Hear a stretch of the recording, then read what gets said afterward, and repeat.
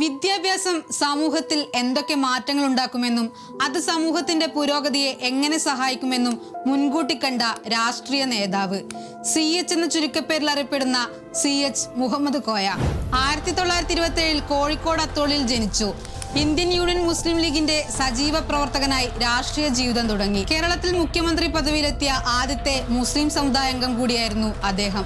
എഴുത്തുകാരനും പ്രഭാഷകനും വിദ്യാഭ്യാസ മന്ത്രിയും മുഖ്യമന്ത്രിയും ഉപമുഖ്യമന്ത്രിയും നിയമസഭാ സാമാജികനും അങ്ങനെ വിവിധ പദവികൾ വഹിച്ച അദ്ദേഹം പ്രാധാന്യം കൊടുത്തത് വിദ്യാഭ്യാസത്തിനാണ്. CH ധാരാളം പുസ്തകങ്ങൾ രചിച്ചിട്ടുണ്ട്.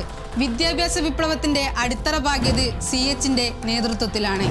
10ാം ക്ലാസ് വരെ വിദ്യാഭ്യാസം സൗജന്യമാക്കിയതും മലബാർ മേഖലയിൽ ഉന്നത വിദ്യാഭ്യാസം വ്യാപിപ്പിക്കാൻ വേണ്ടി കാലിക്കറ്റ് സർവകലാശാല യാഥാർത്ഥ്യമാക്കിയതും CH വിദ്യാഭ്യാസ മന്ത്രിയായ സമയത്തായിരുന്നു. കാലിക്കറ്റ് സർവകലാശാലയ്ക്കൊപ്പുറം ഏഷ്യയിലെ തന്നെ ആദ്യത്തെ ശാസ്ത്ര സാങ്കേതിക സർവകലാശാലയായ കുസാറ്റ്, മഹാത്മാഗാന്ധി സർവകലാശാല, മലപ്പുറത്തെ കാർഷിക സർവകലാശാല എന്നിവയുടെ രൂപീകരണത്തിലും CH നിർണായക പങ്ക് വഹിച്ചിട്ടുണ്ട്. സ്കോളർഷിപ്പുകളിലൂടെയും ആനുകൂല്യങ്ങളിലൂടെയും കേരളത്തിന്റെ വിദ്യാഭ്യാസം സമ്പന്നമാക്കാൻ അദ്ദേഹം ശ്രമിച്ചു. അദ്ദേഹം അടിത്തറപ്പാകിയ വിദ്യാഭ്യാസ പരിഷ്കാരങ്ങളാണ് കേരളത്തിന്റെ ഇന്നത്തെ വിദ്യാഭ്യാസ പുരോഗതിയിലേക്ക് നയിച്ചത്. സാമുദായിക ചട്ടക്കൂടിൽ നിൽക്കുന്ന മുസ്ലിം സമുദായത്തെ മുഖ്യധാരയിലേക്ക് കൊണ്ടുവരാൻ അദ്ദേഹം പ്രവർത്തിച്ചു.